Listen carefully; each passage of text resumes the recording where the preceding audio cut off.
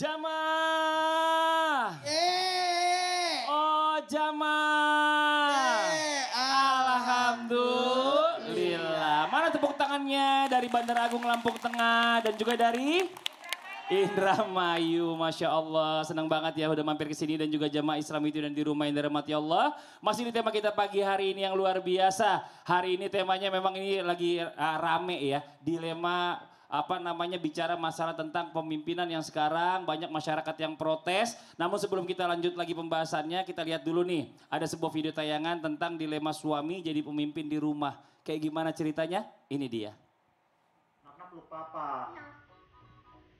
Nap 10 detik aja. Oke ya. Satu detik ya, Aduh, cepet banget sih.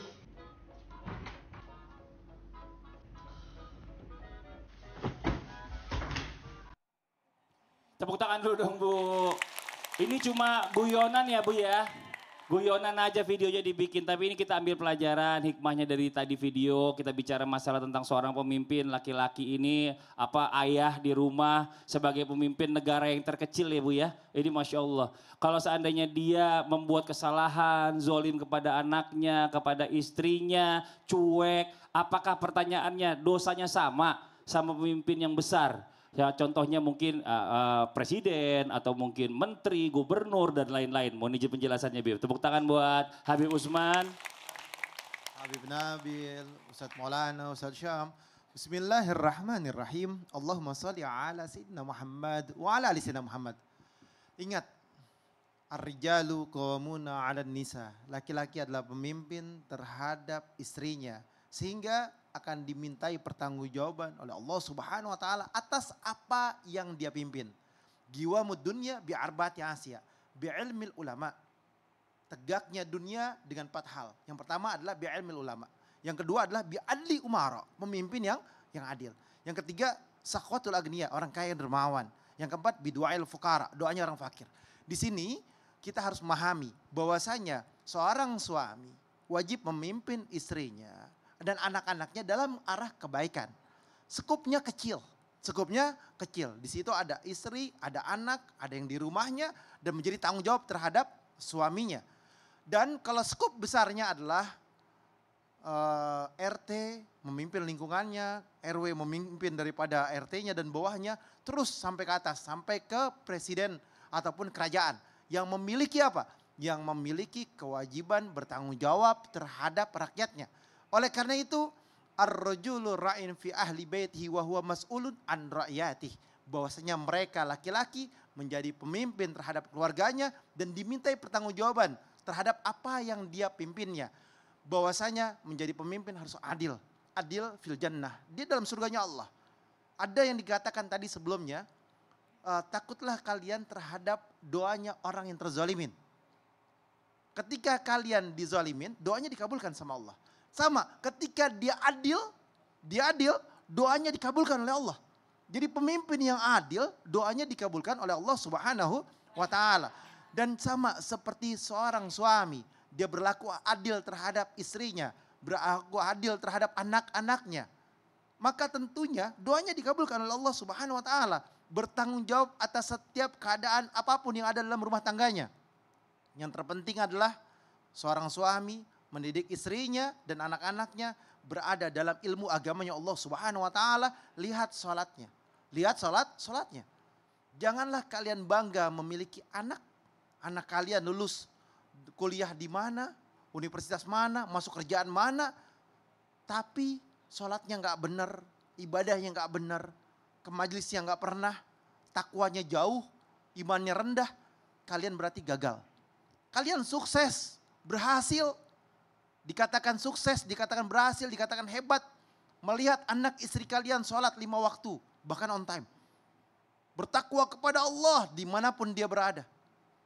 Menjaga perbuatannya, perilakunya. Untuk tidak melakukan perbuatan maksiat ataupun dosa, kalian berhasil.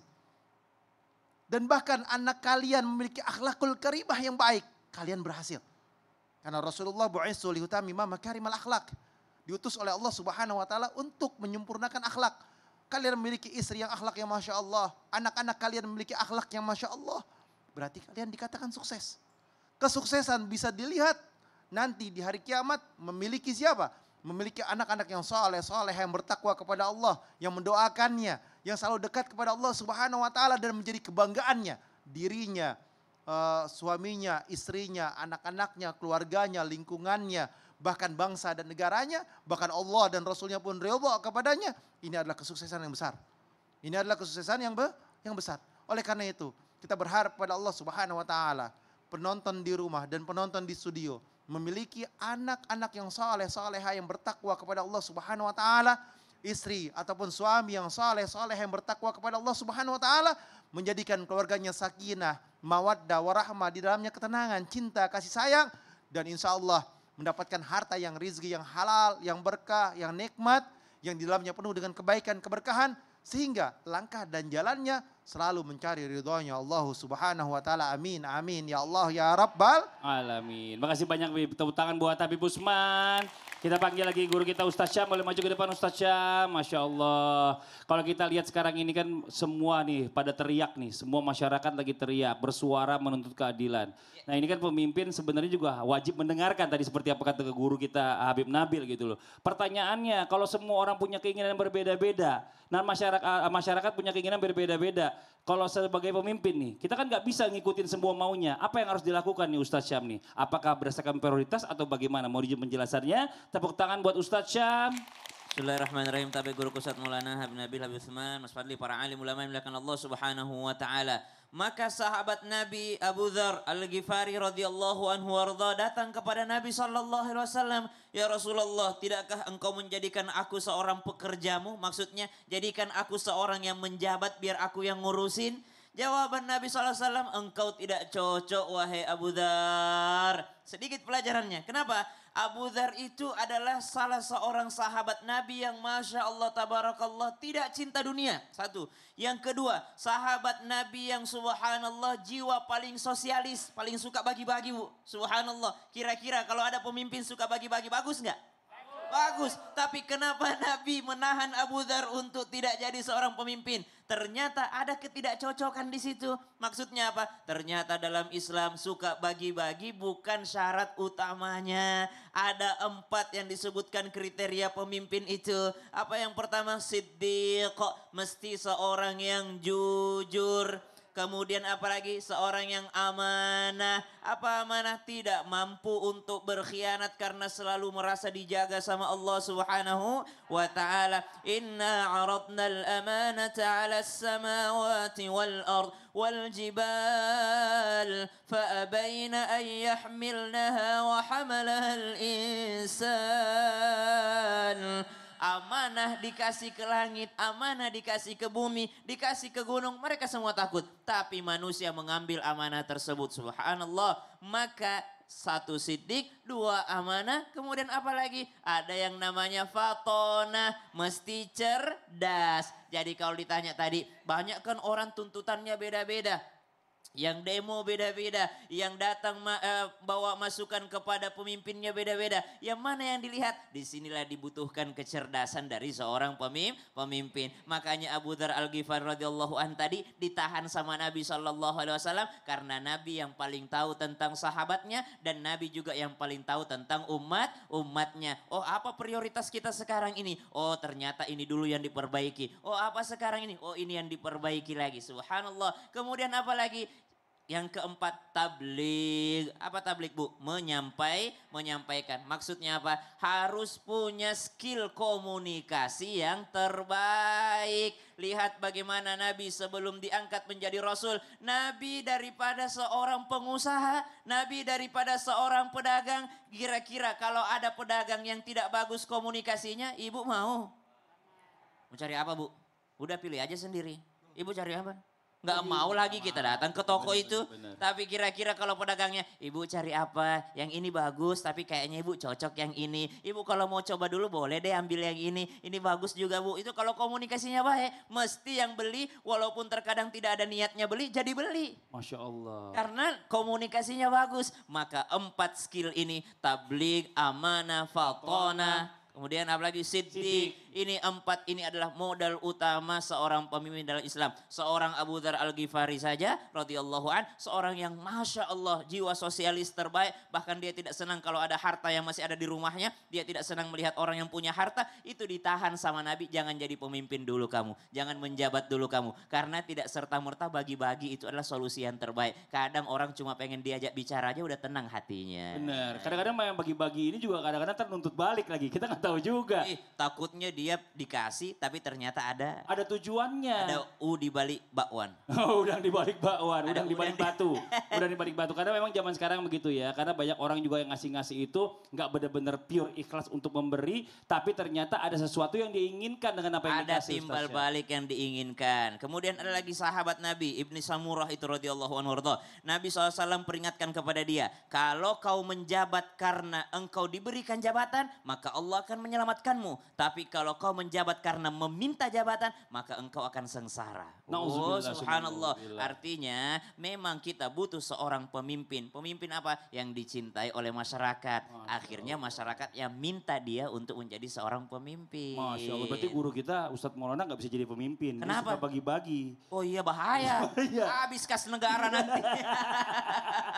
Ini Masya Harus Allah. ada yang nahan-nahannya Harus ada juga. yang Ada nahan. yang Makanya saya nahan-nahan suka bantu juga. nahan. Ustadz tahan dulu, anak-anak masih ada kebutuhan sekolah, gitu. Tahan dulu gitu. Kalau contoh yang lain lagi, kita pernah punya seorang pemimpin yang anaknya subhanallah, anaknya itu baru makan semangka, langsung tidak mau.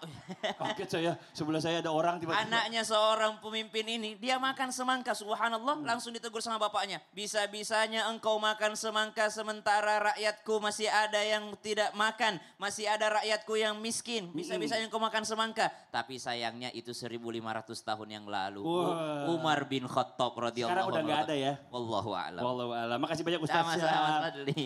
Maaf saya nggak ngomongin Bapak di belakang Bapak, tapi saya ngomongin Bapak di depan Bapak tadi. Ustaz Maulana, Masya Allah makasih banyak kesini. Ada di sini. Iya, Habib Nabil boleh maju juga Habib, izin. Masya Allah kita mau kasih kesempatan juga jamaah untuk bertanya lagi. Tapi sebelumnya kita kembali dulu ke segmen Tanya Dong Ustadz. Kami semua tanya dong Ustaz. Oke, yang mau bertanya boleh silakan angkat tangannya. Angkat tangan. Oh yang di sebelah sini Ibu izin boleh kasih jalan, maaf. Dari Indramayu, Masya Allah. Pelan-pelan Ibu. Iya, oke boleh berdiri di sebelah saya Bu. Ini mic-nya, silakan perkenalkan dirinya. Assalamualaikum warahmatullahi wabarakatuh. Waalaikumsalam warahmatullahi wabarakatuh. Nama saya Mahmuda dari Majelis Taklim Baitus Salam Indramayu. Tepuk tangan dong buat Ibu Mahmuda. Mahmuda tahu nggak singkatan dari apa? Mama Muda. Disingkat jadi Ibu Mahmuda. Silakan Ibu Mahmuda pertanyaannya. Mau tanya sama Ustadz Maulana nih. Oh iya. Sama Habib. Sama Habib Nabil juga. Ya Allah Caranya malu-malu gini. lagi. Wis. Biar kayak tetangga. Oh gitu. Pertanyaannya apa Izin Ibu? Ustadz, kami bertanya kalau istri dipaksa jadi pemimpin rumah tangga alias mencari nafkah. Oh, alias. Karena suami nggak mencukupi. Mm-mm. Alias ekonomi sulit. Oh. Apakah suami berdosa karena tidak bisa mencukupi kebutuhan rumah tangga? Dan apakah kami sebagai istri juga mengambil hak suami karena yang seharusnya jadi pemimpin adalah suami? Masya Allah Ibu alias ya. Alias mulu ngomongin. Silakan dijawab Ustaz Maulana, silakan. Suami Alia. Suami Alia. Bismillahirrahmanirrahim. Allahumma salli ala sayyidina Muhammad. Mohon izin ibu dan buat semuanya perempuan dimanapun berada. Ketahuilah bukan kewajiban istri mencari nafkah. Tepuk Itu tangan dong kewajiban, Bu. ya. Masya Allah. Tapi itu adalah kewajiban suami. Kalaupun istri mencari nafkah hanya sekedar membantu. 1, 2, 3. Membantu. Bukan kewajiban. Dan tidak bisa juga ditahan kalau ada wanita yang kalau memang rezeki Allah lewat jalur wanita, why not? Kenapa tidak? Karena wanita bekerja itu salah satu adalah mengisi waktu kekosongannya. Di zaman dahulu wanita menenun, menjahit. Kenapa? Karena sambil menunggu suami. Dan tidak menutup kemungkinan rezeki itu maaf ya. Allah datangkan dari sisi wanita. Tapi ingat ya, tetap keberkahan mencari nafkah terletak pada suami. Sekali lagi, tetap keberkahan sedikit banyaknya. Walaupun sedikit pendapatan suami, tetap berkahnya ada sama suami. Masya Allah. Ada berkahnya sama suami. Gitu. Jadi tapi jangan merasa kalau begitu. Yang penting ibu tidak meninggalkan kewajiban. Sebagai istri. Ya, ibu tetap menjaga kehormatan. Ibu tetap izin sama suami, menghargai suami. Dan ada manfaatnya. Dan bisa menjaga kehormatan. Kalau tidak ada manfaatnya ngapain kerja? Betul tidak? Betul. Pulang-pulang capek. Aku capek. Ngomel lagi. Suaminya kena omel. Coba ditambahkan izin Habib. Fadol Habib. Ya baik, ya bismillahirrahmanirrahim. Ya, Ibu Mahmudah, Mahmudah itu artinya yang terpuji. Kalau laki-laki Terpuji. Mahmud. Bukan mamah muda ya Bu ya. Habib ya? Mahmudah. Baik, jadi bismillahirrahmanirrahim. Tadi Ustadz Maulana sudah menyampaikan, saya nambahkan dikit aja. Jadi di dalam Islam itu betul kewajiban mencari nafkah adalah kewajiban suami. Maka Allah katakan ketika bicara ar-rijalu qawwamun 'alan nisa bima faddalallahu ba'dahum 'ala ba'd wa bima anfaqu min amwalihim. Karena laki-laki itu jadi pemimpin, karena dia diantaranya adalah dia menginfakkan harta, memberikan nafkah, memberikan mahar gitu ya. Nah tapi itu yang pertama. Lalu kemudian tadi juga disampaikan, lalu kalau wanita bekerja boleh nggak? Boleh ya, kalau tidak mengganggu hal yang kaitan dengan rumah tangga tadi. Misalnya apa? Soal misalnya melayani suami, memberikan pendidikan pada anak. Suami punya kewajiban, bapak punya kewajiban. Tapi madrasatun, ya, ibu itu madrasah buat anak-anaknya. Nah kemudian kalau istri bekerja bagaimana? Istri bekerja silahkan kalau dia mencari nafkah, apalagi nafkahnya lebih besar dari suaminya, lalu dia mau berinfak, itu hitungannya sodakoh, afdol itu ya. Nah tapi tidak menghilangkan kewajiban suami. Maka saya ingin menggarisbawahi tadi suami nggak cukup, kenapa? Kalau karena dia lalai, karena dia malas, dosa dia hukumnya. Ya. Tapi kalau dia sudah berusaha keras, dia sudah berdoa, dia terus-menerus berusaha, tapi rezekinya hanya seperti itu, maka itulah artinya istri keluar kemudian mencari nafkah, Betul. memberikan sodako. Masya Allah, dan udah istri mencari nafkah bukan berarti ibu jadi pemimpin di keluarga, tetap suaminya. Ya Allah, makasih banyak Ibu Mamah Muda alias Mahmuda ya kan. Ibu alias, Masya Allah. Sini dulu aja Ibu, buat jamaah di rumah jangan kemana-mana. Setelah ini kita lanjutkan lagi pembahasan kita tentang tema yang luar biasa. Jangan tindas kami lagi Pak. Yang di rumah jangan pindah channel, tetap di Islam itu Indah Jamaah. Oh jamaah, alhamdulillah.